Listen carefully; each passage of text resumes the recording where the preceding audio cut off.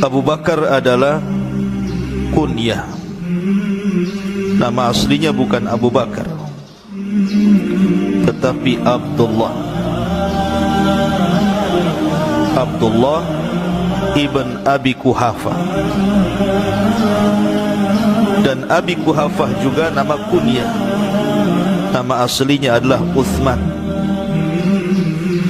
Jadi nama asli Abu Bakar itu Abdullah ibn Uthman. Itulah nama asli Abu Bakar. Dia adalah orang yang pertama kali menjadi khalifah Islam setelah Nabi SAW. Salah seorang dari 10 sahabat yang dijanjikan masuk surga. Salah satu menteri Nabi SAW, dan dia adalah sahib Nabi SAW sewaktu belum Islam. Di dalam Islam, sebelum hijrah, di dalam hijrah, setelah hijrah, bahkan dalam peperangan Rasul, sampai kepada wafatnya beliau, tetap beliau dikebumikan di samping Nabi SAW.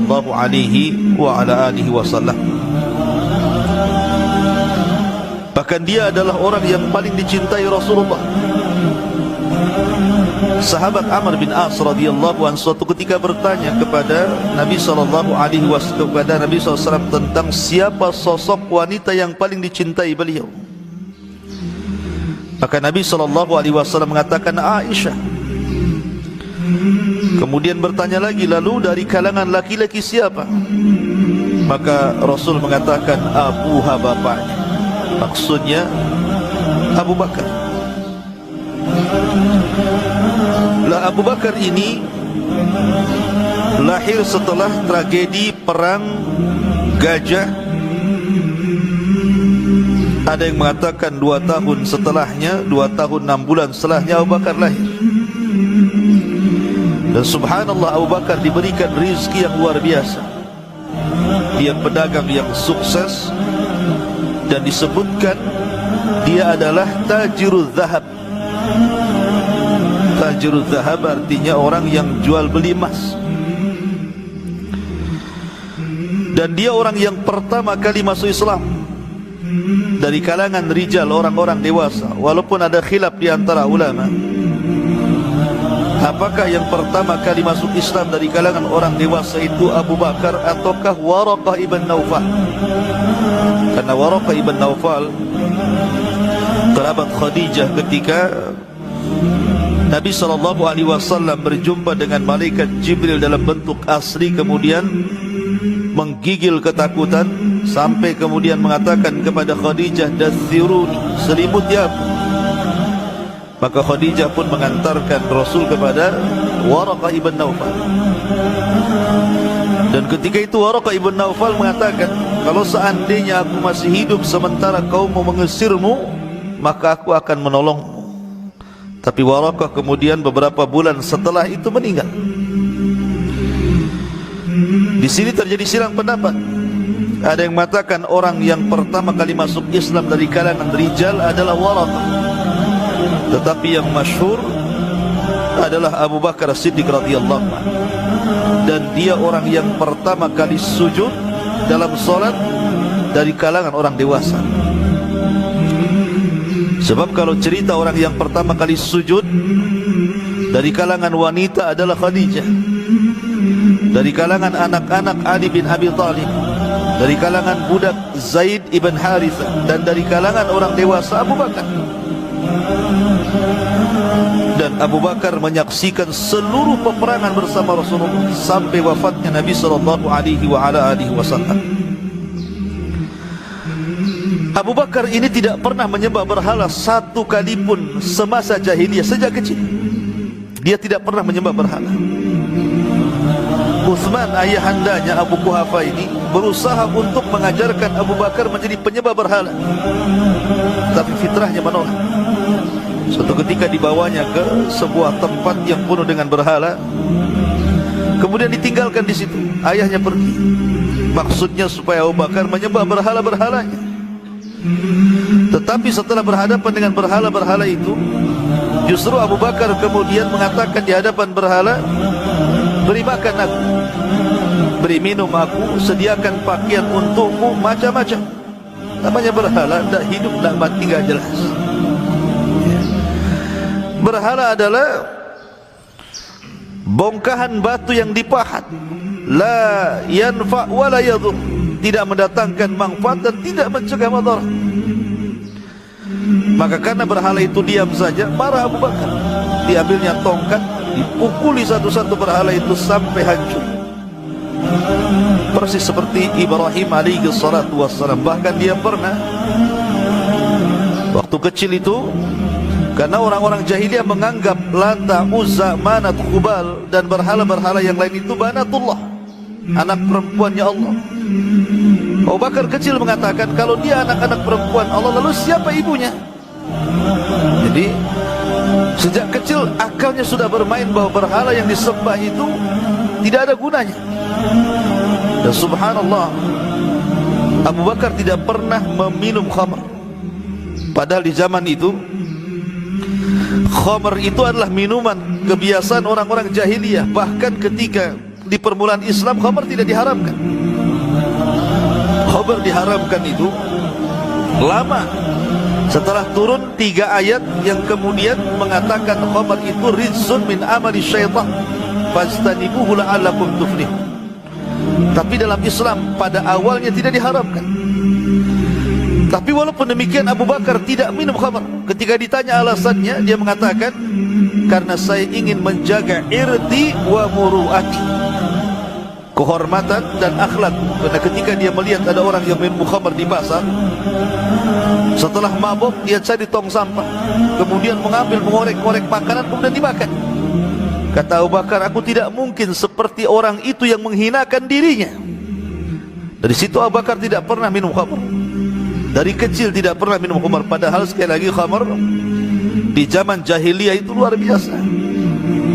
Makanya ketika Nabi SAW mengutus seseorang laki-laki untuk mengharamkan khamr secara abadi, ala wa innal khamra qad hurrimat, ingatlah khamr sudah diharamkan selamanya.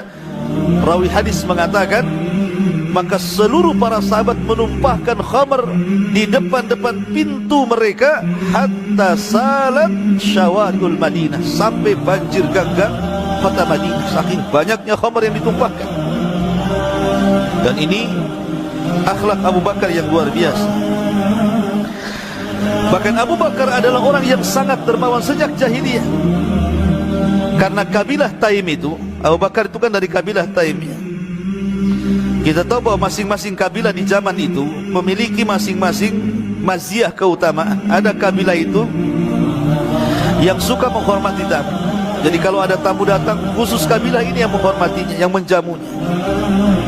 Ada kabilah ini khusus untuk membayar diat saja. Jadi kalau ada orang membunuh dan tidak terjadi kisos, maka bayar diat 100 unta. Lah kabilah Abi Bakar ini, Bani Taim ini, terkenal orang-orang yang suka menyediakan diat. Jadi kalau ada pembunuhan kemudian tidak terjadi kisos, maka bayar diatlah. Yang menanggung diat itu ada dari kabilah Taim. Makanya sejak kecil kabilahnya telah mendidik Abu Bakar untuk menjadi seorang dermawan sejak zaman jahiliyah. Makanya ketika dia betul-betul mengenal Islam, harta seluruh Abu Bakar habis untuk perjuangan Islam. Bahkan seolah-olah hartanya Abu Bakar adalah hartanya Rasulullah. Seolah-olah Rasul memakai hartanya Abu Bakar seolah-olah hartanya sendiri. Bahkan dia menginfakkan 3 kali seluruh hartanya tanpa takut miskin. Itulah Abu Bakar. Bahkan ketika di permulaan Islam, kita tahu bahwa Islam masih lemah, belum ada orang, sehingga banyak yang masuk Islam itu dari kalangan budak. Nah, sebelum hijrah Abu Bakar Siddiq radhiyallahu anhu memerdekakan, ada yang mengatakan 7 budak. Yang pertama Bilal ibn Rabah, kemudian Amir ibn Fuhairah, kemudian Zunairah, kemudian Nahdiyah dan juga putrinya, kemudian Jariyah ibn Muammal, dan Ummu Ubais, itu semua dimerdekakan Abu Bakar Siddiq radhiyallahu anhu sebelum hijrah beliau. Bahkan ada yang mengatakan lebih daripada ini. Ketika dia memerdekakan budak, kedengaran oleh Utsman, ayahnya Abu Quhafah, marah dan mengatakan, wahai anakku, kalau engkau ingin memerdekakan budak, merdekakan budak-budak yang manfaat, yang kekar-kekar, yang kuat-kuat, bisa melindungi dirimu, bisa bekerja untukmu. Kenapa kau merdekakan budak-budak yang lemah itu? Maka Abu Bakar hanya mengatakan, ya abi a'taqtuhum liwajhillah, wahai ayahku, tidaklah aku memerdekakan mereka kecuali karena Allah subhanahu wa ta'ala. Dari sini turun ayat, wasayujannabuhal atqa alladhi yu'ti ma lahu yatazakka wa ma li ahadin indahu min ni'matin tujza illa ibtigha'a wajhi rabbihil a'la wa la sawfa yarda. Turun ayat ini. Dan Allah subhanahu wa ta'ala akan menghindarkan Abu Bakar dari neraka, yang telah menafkahkan seluruh hartanya untuk membersihkan jiwa, dan dia tidak mengharap kecuali karena balasan dari Allah, dan dia akan mendapatkan keridhaan Allah subhanahu wa ta'ala. Dan Abu Bakar Siddiq radhiyallahu anhu, sifat yang paling menonjol adalah hubbul haq, cinta dengan kebenaran. Cinta dengan kebenaran. Makanya ketika Nabi SAW meninggal dunia, terjadi pemurtadan luar biasa di zaman ini.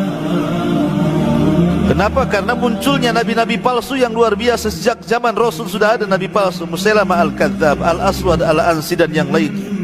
Lah itu berkembang di zaman Abu Bakar.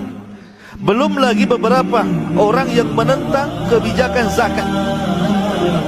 Sampai-sampai Rasul Abu Bakar mengatakan, aku tidak akan membedakan orang yang meninggalkan sholat dengan zakat, tetap kuperangi. Umar mengatakan, wahai Abu Bakar, bukankah orang yang meninggalkan zakat mereka masih bersyahadat? Kata Abu Bakar, tidak. Kalau mereka di zaman Rasul bayar zakat, di zamanku tidak bayar zakat, kuperangi mereka. Dan Abu Bakar Siddiq betul-betul memerangi mereka, bahkan membakar, menghukum ijtihad Abu Bakar itu, orang yang tidak bayar zakat, kalau tidak bertobat maka dibakar. Sampai-sampai Abdullah bin Abbas radhiyallahu anhu menyurati Abu Bakar dan mengatakan, lau kuntu fi makanika ya Abu Bakrin laqataltuhum, lianna an-nabiy sallallahu alaihi wasallam yaqul la yu'adzibu bin nar illa rabbun nar. Kalau aku di posisimu wahai Abu Bakar, aku tidak akan bakar mereka, karena Rasul yang mengatakan tidak boleh mengadab dengan api kecuali Rabb pemilik api. Maka Abu Bakar mengatakan, sadaqa Ibnu Abbas, telah benar ucapan Abdullah ibn Abbas radhiyallahu anhu. Lah Abu Bakar ini mencintai kebenaran luar biasa. Makanya dikisahkan bagaimana Islamnya Abu Bakar Siddiq radhiyallahu anhu itu, seperti yang dikatakan oleh Ibnu Ishaq, seorang ahli sirah. Dia mengatakan, Nabi pernah mengatakan, ma da'autu ahada ila al-Islam illa kanat indahu kabwah wa taraddada wa nadha illa Abu Bakrin fa innahu la taruddada fihi. Katanya Ibnu Ishaq radhiyallahu rahimahullahu taala, seorang ahli syiar, menukilkan sebuah hadis Nabi mengatakan, apa kata Rasulullah? Aku tidak pernah mengajak orang untuk masuk Islam, kecuali orang yang sahabat-sahabat yang masuk Islam itu pasti ada keraguan sebelum, kecuali melihat-lihat dulu Islam ini benar atau salah. Kecuali Abu Bakar, ketika dia masuk Islam tidak ada keraguan. Ketika Nabi SAW diangkat menjadi Nabi dan Rasul, kemudian langsung datang kepada Abu Bakar menawarkan keislaman, Abu Bakar hanya mengatakan, asyhadu an la ilaha illallah wa asyhadu annaka Rasulullah. Dan subhanallah, seolah-olah Allah subhanahu wa ta'ala menciptakan Abu Bakar ini memang dipilih untuk menjadi sahibnya Rasul dalam berdakwah. Kenapa? Karena Abu Bakar itu orang yang paling paham dengan nasab Arab. Seluruh kabilah bangsa Arab itu Abu Bakar paham, mulai dari kakek buyut sampai ke atas paham. Ini orang, ini anak siapa, ini keahliannya apa, ini orang, ini syair atau bukan. Abu Bakar tahu. Jadi apabila Nabi SAW itu berdakwah kepada sebuah kabilah, maka sebelumnya diberitahu oleh Abu Bakar, Rasul, ini kabilah ini seperti ini. Di dalam kabilah ini ada orang-orang hebat, namanya ini, seorang ahli penyair, seorang ini, seorang itu. Jadi ketika Rasul masuk ke kabilah itu, secara gambaran besar sudah tahu. Jadi seolah-olah memang Abu Bakar itu diciptakan memang untuk jadi sahibnya Rasul, melancarkan dakwah. Makanya wajar kalau Aisyah radhiyallahu anha, putrinya, jadi orang yang alimah, ya karena bapaknya juga cerdas gitu ya. Orang yang paling hafal dengan nasab Arab. Tadi saya sudah katakan Abu Bakar namanya adalah Abdullah ibn Uthman ibn Abi Quhafa. Dia memiliki 4 istri, tetapi bukan berpoligami. Pertama, dia menikah dengan seorang wanita namanya Qatilah ibn Abdul Uzza. Saya banyak membaca sirah sedikit tentang sirah Abu Bakar. Qatilah ini, wallahu alam, dia tidak masuk Islam. Dia dinikahi oleh Abu Bakar Siddiq radhiyallahu anhu di zaman jahiliyah dan diceraikan di zaman jahiliyah juga. Dan dari pernikahan dengan Qatilah bintu Abdul Uzza ini lahir Asma bintu Abi Bakrin dan juga Abdurrahman atau Abdullah ibn Abi Bakar. Lahir 2 anak Abu Bakar, Asma dan Abdullah. Kemudian setelah bercerai dengan Qatilah, maka Abu Bakar kemudian menikahi Ummu Ruman ibn Amir. Dan Ummu Ruman ini masuk Islam, ya, masuk Islam. Dan di zaman Nabi SAW dia meninggal. Jadi Rasul belum meninggal, dia sudah meninggal. Lah dari pernikahan Abu Bakar dengan Ummu Ruman ini lahir juga 2 anak Abu Bakar, Aisyah radhiyallahu anha dan Abdurrahman ibn Abi Bakar. Lah setelah meninggal Ummu Ruman, maka Abu Bakar kemudian menikah dengan Asma bintu Umais. Subhanallah, Asma bintu Umais ini menikah 3 kali. Pertama menikah dengan Asadul Islam, Ja'far, dengan Ja'far bin Abi Talib. Dan dia berbangga dengan suaminya. Tapi Ja'far meninggal di perang Mu'tah. Kemudian setelah Ja'far meninggal, Abu Bakar menikahi Asma bintu Umais ini. Setelah kemudian Abu Bakar meninggal dunia, maka Ali radhiyallahu anhu menikahinya. Memang dia wanita yang dinikahi oleh orang-orang besar. Suami pertama namanya Ja'far, kedua Abu Bakar, ketiga Ali gitu ya. Lah ma'asyiral muslimin yang dimuliakan Allah Azza wa Jalla, dari pernikahan Abu Bakar dengan Asma lahirlah Muhammad ibn Abi Bakar. Lah kemudian setelah itu Abu Bakar menikah dengan Habibah bintu Kharijah, dan dia juga masuk Islam. Tapi dia bukan orang Mekah, orang Ansar. Lah dari pernikahan dengan Habibah bintu Kharijah ini lahirlah Ummu Kulthum, tapi lahir setelah wafat Abu Bakar. Jadi ketika mengandung, Abu Bakar meninggal. Setelah Abu Bakar meninggal, baru lahirlah Ummu Kulthum. Maka dari sini kita tahu bahwa putra putri Abu Bakar berapa? Ada 6, 3 laki-laki dan 3 perempuan. Yang laki-laki Abdullah, Abdurrahman, Muhammad. Kemudian dari perempuan Asma, Aisyah radhiyallahu anha, kemudian Ummu Kulthum. Itu keluarga Abu Bakar Siddiq radhiyallahu anhu. Adapun lakabnya, lakab Abu Bakar itu disebut Al-Awwah karena kelembutan. Abu Bakar itu lembut orang, mudah menangis, sampai-sampai ketika Nabi SAW sakit, Nabi mengatakan, Muru Abu Bakrin bi an yusalliya bin nas.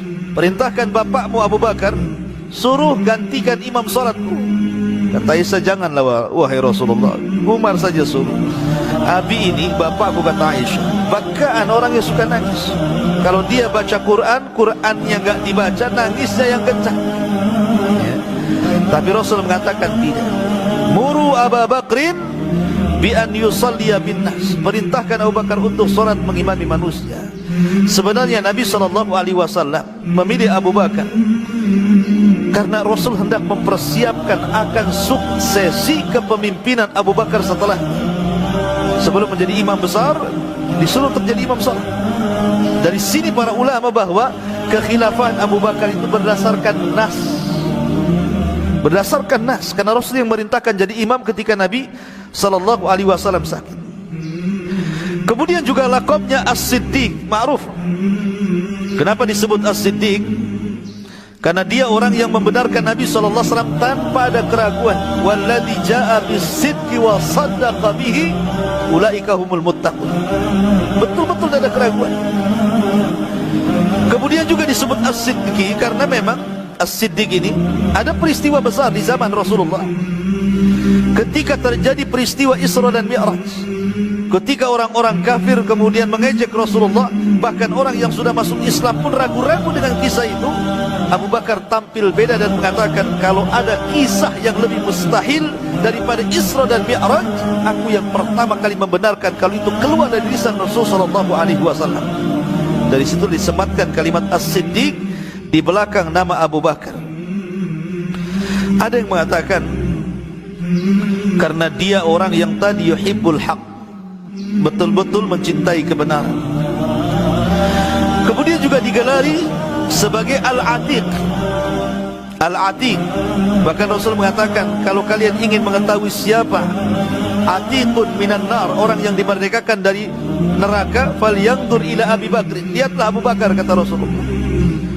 Jadi disebut Atiq, ada yang mengatakan karena wajahnya yang terang, yang cerah, yang tampan. Ada yang mengatakan disebut Atiq karena qadimul khair. Atiq itu artinya qadim, karena dia selalu mendahulukan kebaikan. Bahkan Rasul pernah suatu ketika berceramah, siapa di antara kalian yang hari ini mengikuti jenazah? Tidak ada yang menjawab kecuali Abu Bakar, ana ya Rasulullah. Kemudian Rasul mengatakan, siapa yang hari ini menjenguk orang sakit? Tidak ada yang menjawab kecuali Abu Bakar, ana ya Rasulullah. Kemudian kata Rasul, siapa di antara kalian yang hari ini memberi makan fakir miskin? Tidak ada yang menjawab kecuali Abu Bakar, ana ya Rasulullah. Kata Rasul, siapa di antara kalian yang berpuasa hari ini? Tidak ada yang menjawab kecuali Abu Bakar, ana ya Rasulullah. Kata Rasulullah, siapa yang berkumpul 4 sifat ini dalam satu waktu, maka Allah jamin dia masuk surga. Memang dia sangat mencintai al-khair, hubbul khair, kecintaan kepada kebenaran luar biasa.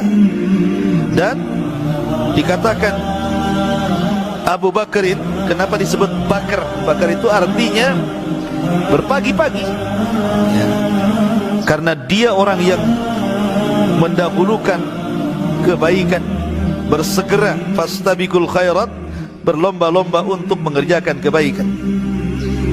Ma'asyiral muslimin yang dimuliakan Allah Subhanahu wa taala, lah Abu Bakar Siddiq radhiyallahu anhu di antaranya disebutkan oleh para ulama